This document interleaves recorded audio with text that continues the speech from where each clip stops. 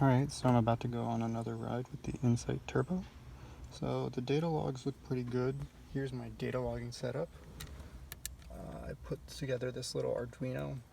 It reads information from the OBDii C&C over the serial port, and it takes that information, collects it, timestamps it with the real-time clock, puts it out here, and then it adds additional sensors that I located in the engine bay. The key ones that I'm monitoring are oil pressure, fuel pressure. I added another manifold pressure sensor located right where the fuel pressure regulator gets its pressure reference, and this is in kPa and this is in PSI of boost. This is kind of but it works okay. So yeah, everything looks pretty good on the logs, so I'm going to clear that in a sec. You can see that it is pulling out timing due to knock on the fuel, but it's not horrible. I've actually seen it pull out more timing when I ran it on crappy gas to get a reference. So right now, obviously I'm running this on 91, but I did run this on the crappiest 85 I could find, and I saw it pull out more timing than that, so I'm not super concerned. This car is actually really good at pulling out timing when it has to. So here's the setup. Obviously it's a mess. I want to tidy this up, but just for getting basic data and testing everything out, it's pretty cool. It works. You can see the turbocharger with the custom C&C adapter.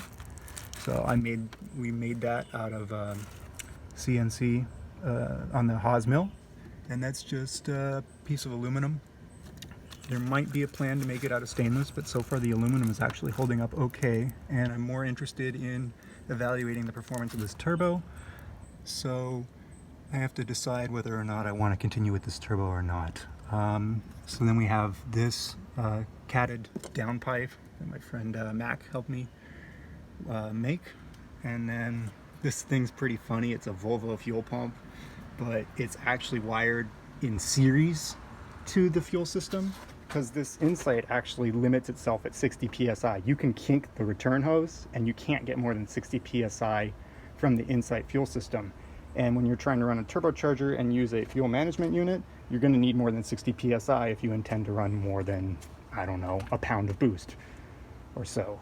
So that's my setup to get that. That was just a kind of a quick way to do it, but it works all right, and it's kind of fun. It's also uses a jacuzzi pool pressure switch, which is hidden out here, and what that does is when it sees positive manifold pressure, it kicks the fuel pump on, because obviously we're going to need more pressure, and that works out pretty well.